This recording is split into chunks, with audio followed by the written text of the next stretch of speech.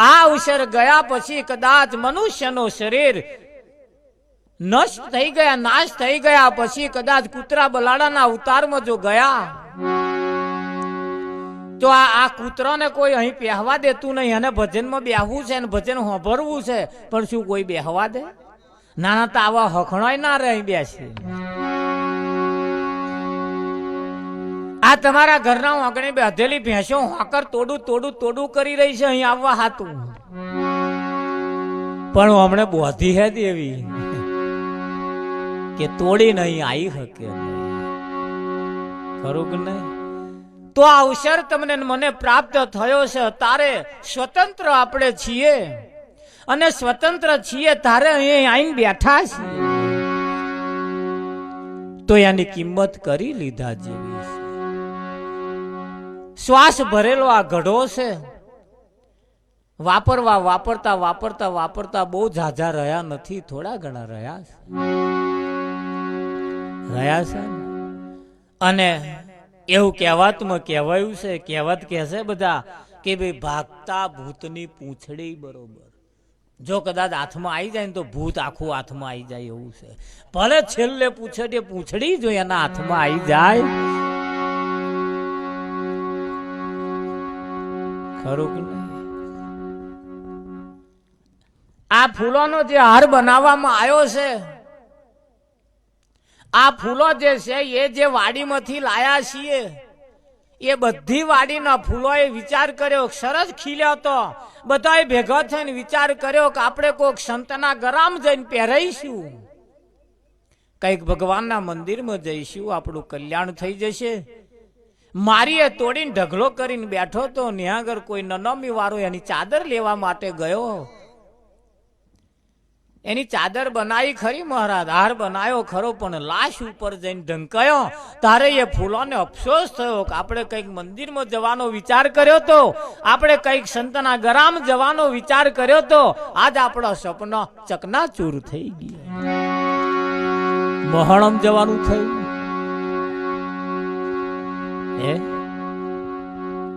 બધાય ફૂલો પરમાત્મા સુધી પહોંચી શકતા નથી. હા, કઈક ફૂલો ડોબો હાચો વાય બેહી રહ્યો છે.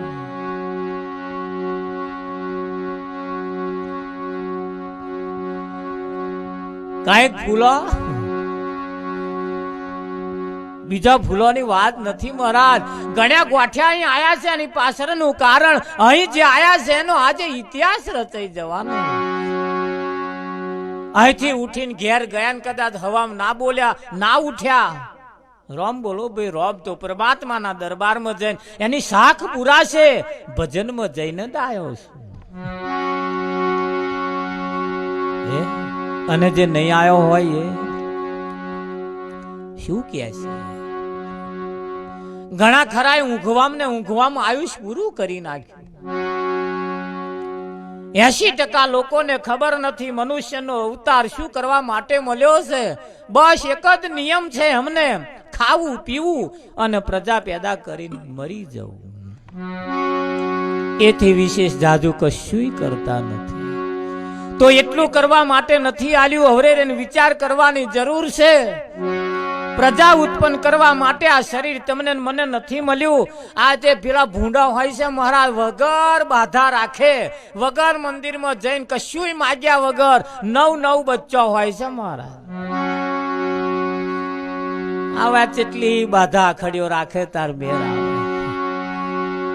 હે વિઠ્ઠલ મહારાજ, હે કોઈ જાતની કશી માથાકૂટમાં પડ્યા વગર પરમાત્માની પાસે જઈ બે હાથ જોડીને જે માગવા જેવું છે એ જ જો માગીએ, માગતોય શીખવા જેવું છે, માગતોય શીખવા જેવું છે. જો માગતો ના આવડે, વિઠ્ઠલ કઠિયારાની ઘરવાળીને કઠિયારાનો છોકરો જંગલમાં લાકડો કાપવા માટે જતા હતા. શંકર પાર્વતી હોમો મળ્યો. શંકર પાર્વતીને જોઈ કઠિયારાની ઘરવાળીને એનો છોકરો દંડવત પ્રણામ કર્યા. પાર્વતી ખુશ થઈ ગયા. પાર્વતી ખુશ થઈ ગયા. પાર્વતીએ શંકરને કહ્યું, કઠિયારાને કંઈક આપો, એને તમને પ્રણામ કર્યા. શંકરે કહ્યું, કઠિયારાને કહ્યું, લાકડા કાપી ખાવા વાળાને કહ્યું, માગ માગ માગે તે આપું. કઠિયારે વિચાર કર્યો કે તારે હું શું માગું, માગવા માટે મારી પાસે સમય નથી. શંકરે કહ્યું, કશો વાંધો ને, જા, હું તમને તૈણેને એક એક વરદાન આપું છું. વિઠ્ઠલ મહારાજ, તમારે જ્યારે જરૂર પડે તો આ વરદાનનો ઉપયોગ કરી લેજો. ધોણ રાખજો ને જાગતા રહેજો. આ મુદ્દો તમારી પાસે આવશે અને આમાં તમારો નંબર આવશે. તૈણે તેને એક એક વરદાન આપ્યું. શંકર પાર્વતી જતા રહ્યા. પેલા જંગલમાં લાકડા કાપે છે અને કઠિયારાની ઘરવાળીને એમ થયું, હંમેશના માટે બેનો બહુ ચંચળ હોય. નવી હાડી લાયો હોય ચારે પહેરું, પેલા તૈયાર કરે, ખેડો તો જરી આઈએ પેલી પહેરવા હાતું. ગમે તે બોનું કાઢે કાઢે કાઢે કાઢે કાઢે અને પહેરે તાર છાલ છોડે.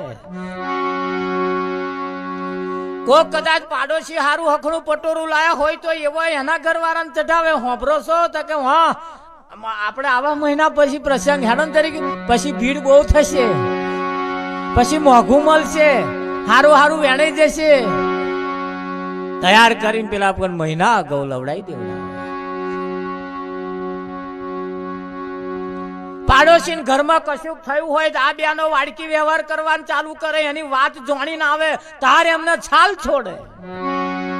શીરો ના શેકો હોય તો શીરો શેકે અમે ઘેર હાલવા જાય. હા, પછી એના લોભો તમારા છોકરાને હાલજો, હાથ તો મેં શેક્યો તો એમના હાથું ના રાખ્યો હોય. અને વાડકી વ્યવહાર તમાર તો કરે, તમારા ઘરની વાત જાણવા હાથ બહુ ચંચળતા હોય એમના. કઠિયારાની ઘરવાળીને એમ થયું, શંકરે મને વરદાન તો આલ્યું, પણ સાચું છે જૂઠું છે એની ખાતરી કરવી જોઈએ ને. લાય સાચું છે જૂઠું છે, લાય તપાસ તો કરવું. પેલો જ શંકર ભગવાનના વરદાનનો ઉપયોગ કર્યો. ઉપયોગ કરી કરીને ચેવામ કર્યો.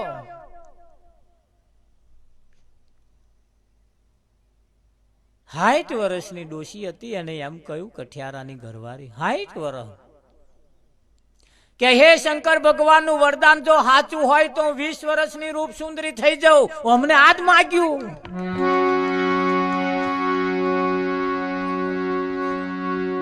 હંમેશા એવું કહેવાય છે કે ભાઈ બહેનોની બુદ્ધિ પગને પોનીય હોય અને પોની સિવાય બીજું કશું જોતા જ નથી.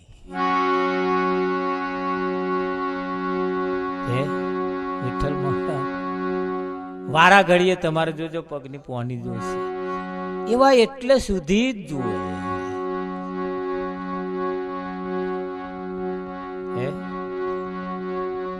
ખરું કે નહીં? ખેતરમાં આપણા ભાઈનું નામ, વાહન ઉપર આપણા ભાઈનું નામ, બધાયમાં આપણા ભાઈનું નામ. એમને ઘેર કશુંક લેવા જઈએ તા પેલો એમ કે ગુભારો મય પૂછતો આવું, નામ તારું છે તો પૂછવા જા. બધી સત્તા એ ચાલતી હોય. 20 વર્ષની રૂપ સુંદરી થઈ જાવ, આ તો શંકરનું વરદાન મહારાજ ફેલ જાય. તથાસ્તુ કહીને શંકરે વરદાન આલી દીધું. હા, વરદાનનો જ્યારે ઉપયોગ કર્યો 60 વર્ષમાંથી 20 વર્ષની રૂપ સુંદરી થઈ ગઈ. કઠિયારાએ વિચાર કર્યો કે ભૂડી શું કર્યું, આ ઉતાવળ કરી નાસી કે છે, પણ કે હું નથી જાણતી કે આવું થઈ જશે એવું કે છે. 2 ફોનમાં કરી નાખ્યું.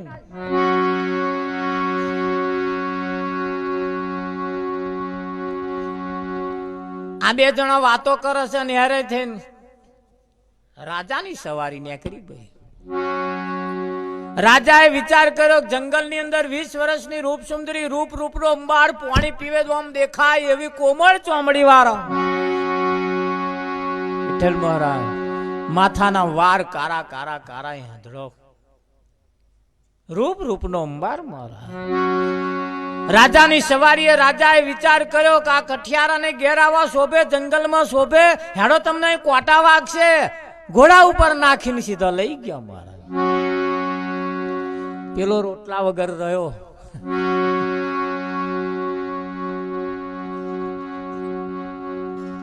જાગતા રેજો, સમજદાર કુ ઈશારા કાફી છે. આપડા વાળો રોટલા વગર ના રે. માગતો ના આવડ્યું, માગતો માગી લીધું. માગ્યા પછી પસ્તાવો થયો. રાજા ઘોડા ઉપર નાખી અને લઈ ગયા. કઠિયારાના છોકરો બે પસ્તાવા લાગ્યા, મારું હારું અને માગી લીધું અને આપણે રોટલા વગર રહ્યા. નિરાશ થઈને ઘેર આયા. પછી બે જણાએ વિચાર કર્યો કઈક તો રસ્તો કરવો પડશે. બાપ ને બે છોકરો બે ગયા રાજાને મહેલમાં જઈને બાર ગેટ ઉપર ઉભા રહ્યા. પેલા એ મહિના પહેવા દીધા. ગેટ ઉપર ઉભે રહે વિચાર કર્યો. કઠિયારાએ જોયું તાર તો હમણાં વાળો બીજે માર.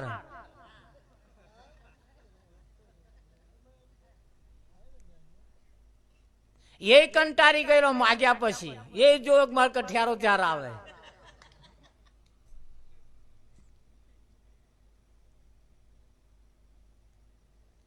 કઠિયારાની નજર રૂપ સુંદરી ઉપર પડી. હાથ ઊંચો કર્યો એટલે ખબર પડી ગઈ કે આવી ગયા છે. કઠિયારાએ કહ્યું ધોન રાખજો, હવે કઠિયારાની વાત આવી, હવે તમારો મુદ્દો આવ્યો. કઠિયારાએ પાછું માગીને માગ્યું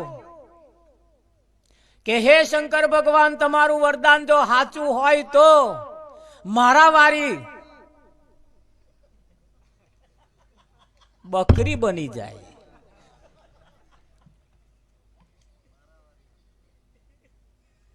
પેલું બકરી થઈ જાવ. બે ઉપર કરે. દાસ્ય જઈને રાજાને કહ્યું કે રાજા પેલું તો માયાવી છે કે રૂપ બદલી નાખ્યું કે કાઢી મેલો કે છે. કોણ પટ્યું ઝાલીને ગેટ ની બહાર ને કઠિયારાએ ઝાલ્યું. કોણ પટ્યું ઝાલીને ઢહેડીને ઘેર લઈ ગયા. બે વરદાન ફેલ ગયું. હવે છોકરાનું રહ્યું.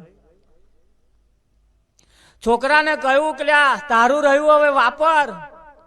કે ના હો, મારે નહીં વાપરવું હમણાં. કે તમે તમારો વાપરી ના શકો. અલ્યા પણ કે આવું રોટલા વગર રહીશું. તા કે ના, મારે આવું નહીં માગવાનું. કે સર મારે તો હું તો બે માનો મહેલ મોટો માગીશ, કઈક એવું લગ્ન કરીશ, ધન દોલત માલ મિલકત એવું માગીશ, પણ માગવાની ઘડી આપણે શું ખાઈશું? તાકે શું કરું? તાકે ઘે હતી ને એવી થઈ જાય. રોટલા ખાવા હતું. છોકરાએ કહ્યું કે હે શંકર ભગવાનનું વરદાન સાચું હોય તો મારી માં અતિ ને એવી થઈ જાય. એ 60 વર્ષનો હતો ને એવો થઈ ગયો મહારાજ. શંકર ભગવાને આલેલા વરદાનનો ઉપયોગ કરતા જો ના આવડ્યું, પેલા એકલા નહીં મહારાજ, અહીં 80% લોકો હજુ ઉપયોગ કરતા નહીં આવડતું.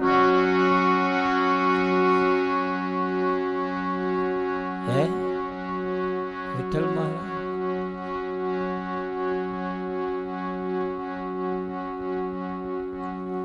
મંદિરમાં જાય, 4-5 ફૂલો લે, ચોખા લે, આમ કરીને કે હારું કરજો. મય બેઠા છે અમને કે 12 મહિના ही મહેનત કરું છું પણ ડોબું રાગે પડતું નહીં. પેલા મય વાળો રાજી થાય, પાડિયા લે રાજી. વિઠ્ઠલ મંદિરમાં જઈને એમ કે લાલ્યો કહ્યું નહીં માનતો, એટલે પાછો કહ્યું માનતું થઈ જાય. હેલો ઢોરે મોણહે છોકરે ખેતરે બધે સુખી રાખજો. હે ખરું કે નહીં? કોર્ટમાં કેસ ચાલતો હોય કે માં આઈને ઉભી રહેજે, જજના જીભ ઉપર બેસજે. બેહી જાય કદાચ. હેડો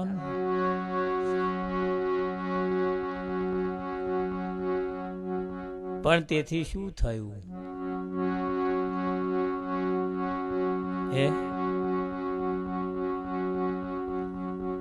જેલમાં પેલા જન્મ ટીપની સજા ભોગવી રહ્યા હતા કેદીઓ, ભારતના રાષ્ટ્રપતિ આયા, જેલમાં ગયા. પહેલી રૂમમાં જઈને એક જણને પૂછ્યું કે ભાઈ કોઈ જાતની તકલીફ છે? કે કોણ છો તમે? હું રાષ્ટ્રપતિ છું. કે તકલીફ તો છે જ ને. કે શું તકલીફ છે? કે હારો હખણો ગાદલો પોથર વાલતા નહીં આ જેલમાં. રાષ્ટ્રપતિએ કહ્યું કે આજ ફાટલો તૂટલો બદલી નાખો અને નવો હાલ દો. બદલી નાખ્યા, તરત નવો હાલ દીધો. બીજી રૂમમાં ગયા, એમને જઈને કહ્યું તમારે કોઈ તકલીફ? તા કે છે ને. શું તકલીફ છે? કે આક્રમણ થાય છે, અકરાવાય છે, તો નરા મસરો કઈડા છે. કે એકાદ પંખાની વ્યવસ્થા કરી આલો.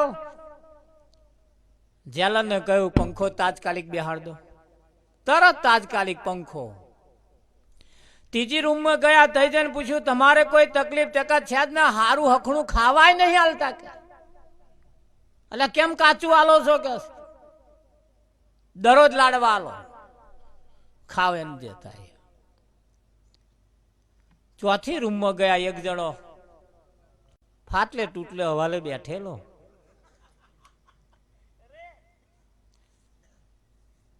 એને જઈને પૂછ્યું કે તારે કોઈ તકલીફ છે? તા કે છે ને. તમે કોણ છો? કે હું રાષ્ટ્રપતિ છું ભારતના. પેલા એ વિચાર કર્યું રાષ્ટ્રપતિ ભારતના નહીં તો આખા ભારતમાં સત્તા ચાલે એ કે થાય. કે બોલો કોઈ તકલીફ હોય તો કે હું થોડો સમય માટે આવ્યો છું. કે મારે મોટામાં મોટી તકલીફ છે. કે શું તકલીફ છે? કે મારી મટી જશે. તા કે આહા પૂરી કરી આલું તમને. કે પેલા એ કહ્યું કે મને જન્મ ટીપની સજા પડેલી છે.